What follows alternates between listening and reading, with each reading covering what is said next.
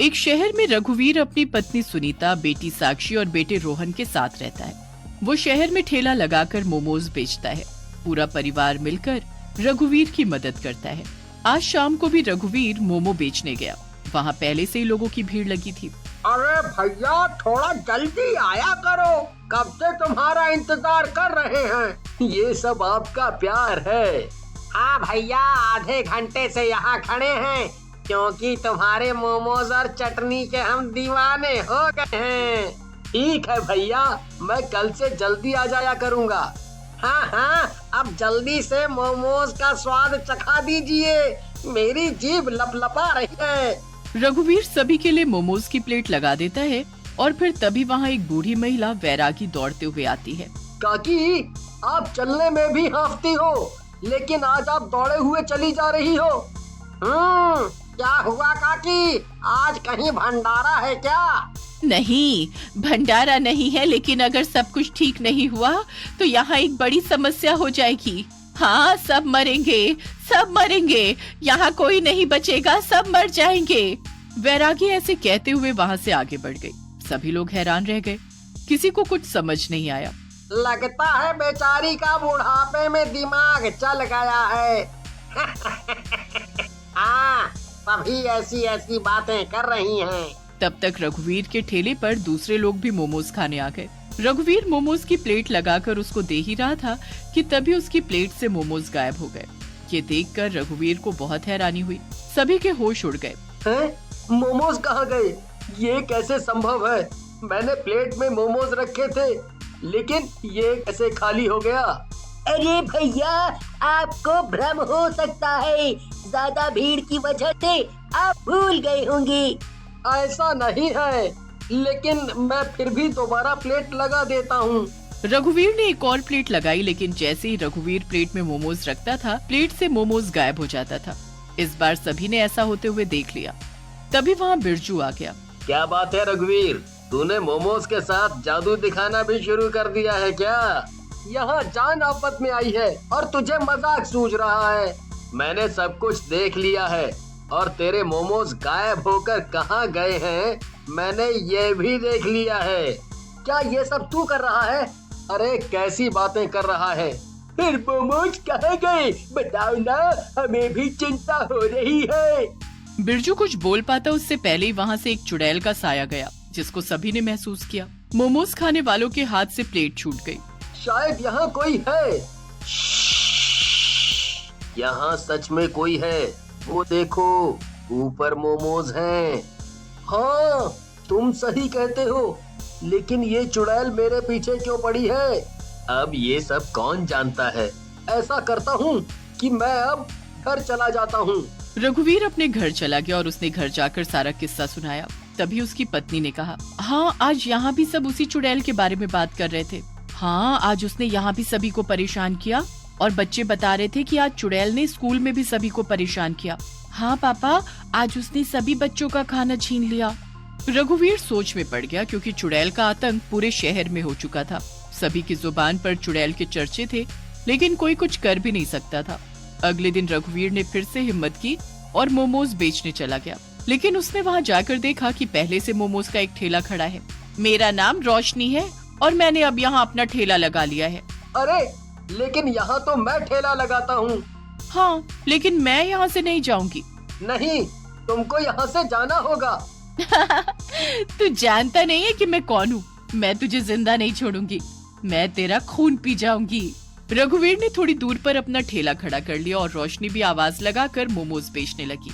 आइए आइए, जल्दी से आइए, कुरकुरे तंदूरी मोमोज खाइए। आपके शहर में कुछ नया लेकर आई हूँ, सभी को मोमोज से रिझाने आई हूँ। तंदूरी मोमोज का नाम सुनकर वहाँ लोग आने लगे। सभी को कुछ नया लग रहा था, इसलिए वहाँ बहुत ज्यादा लोग आ रहे थे। सभी लोग उसकी बहुत तारीफ कर रहे थे। ऐसे कुरकुरे तंदूरी मोमोज जो एक बार खाएगा वो दीवाना हो जाएगा। तभी दुकान पर बिरजू आया। अरे वाह, तंदूरी मोमोज, आज तो कुछ नया खाने को मिलेगा। आइए ना भाई साहब, तंदूरी मोमोज का जायका लीजिए। रोशनी ने उसको कुरकुरे दिए। बिरजू ने कुरकुरे मोमोज खाए। रघुवीर के पास कोई नहीं जा रहा था। वो बेचारा परेशान निराश। वाह भाई वाह, बिल्कुल मजा आ गया। कुरकुरे तंदूरी मोमोज की बात ही कुछ और है। धन्यवाद। तभी वहाँ से वैरागी दौड़ती हुई आई। सब मारे जाएंगे, सब मारे जाएंगे, कोई जिंदा नहीं बचेगा। क्या हुआ काकी, आपकी तबीयत ठीक है ना? आप कुछ भी बोलती रहती हो। मैं सही बोल रही हूँ, यहाँ सब मारे जाएंगे, समय रहते सुधर जाओ। काकी आप जाइए, यहाँ आपका कोई काम नहीं है। आप बेवजह ही कुछ भी अफवाह फैलाते हुए घूम रही हैं। मेरी अफवाह को एक दिन तुम याद करोगे कि मैंने सभी को सही सलाह दी थी। वैरागी काकी चुपचाप यहाँ से चली जाओ, वरना तुम्हें कुछ याद कर लेना चाहिए। मुझे सब कुछ याद है, मैं इसीलिए बाकी सभी को बता रही हूँ। लेकिन ध्यान रखना, तुम्हारा ये ठेला ज्यादा दिन नहीं चलेगा, मैं तुम्हें बता रही हूँ। वैरागी कुछ बताना चाहती थी, लेकिन किसी ने भी उसकी बात ध्यान से नहीं सुनी। वो वहाँ से चली गई। रघुवीर बहुत परेशान हो गया, उसके पास कोई ग्राहक नहीं आ रहा था। अब मेरा काम कैसे चलेगा?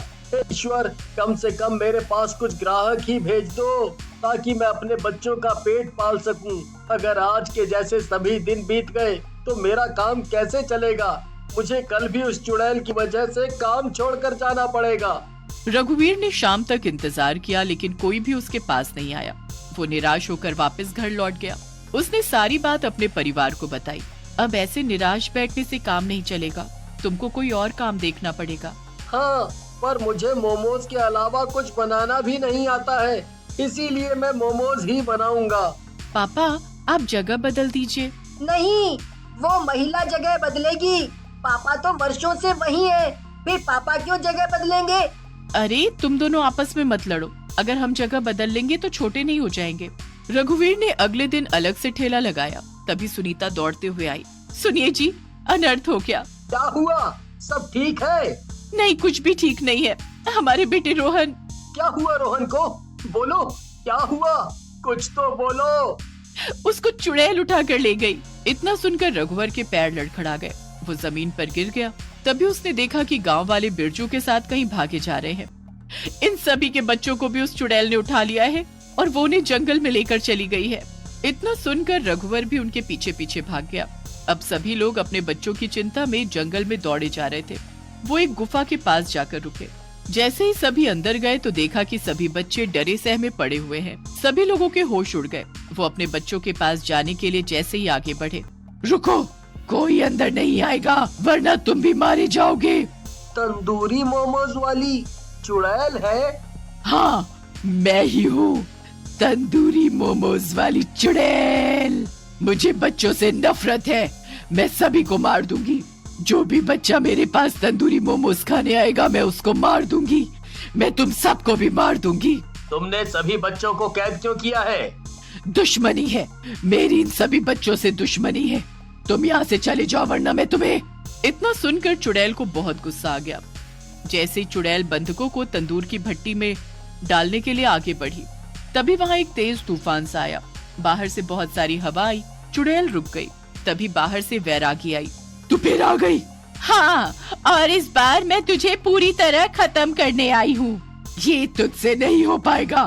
हाँ, पिछली बार मैंने तुझे छोड़कर सबसे बड़ी गलती की थी, लेकिन इस बार मैं तुझे नहीं छोड़ूंगी। इस धरती पर उपस्थित हर मानव मेरा दुश्मन है। क्यों? तुम्हें हर मनुष्य से इतनी नफरत क्यों है? मानवों ने क्या बिगाड़ा है तुम्हारा? कुछ वर्ष पहले जालिमों ने एक रोड एक्सीडेंट में मेरे बेटे को मार दिया था। मैं सड़क पर खड़ी होकर अपने बेटे की जान की भीख मांग रही थी, लेकिन किसी ने मेरी मदद नहीं की, बल्कि मुझे उठाकर तंदूर की भट्टी में डाल दिया।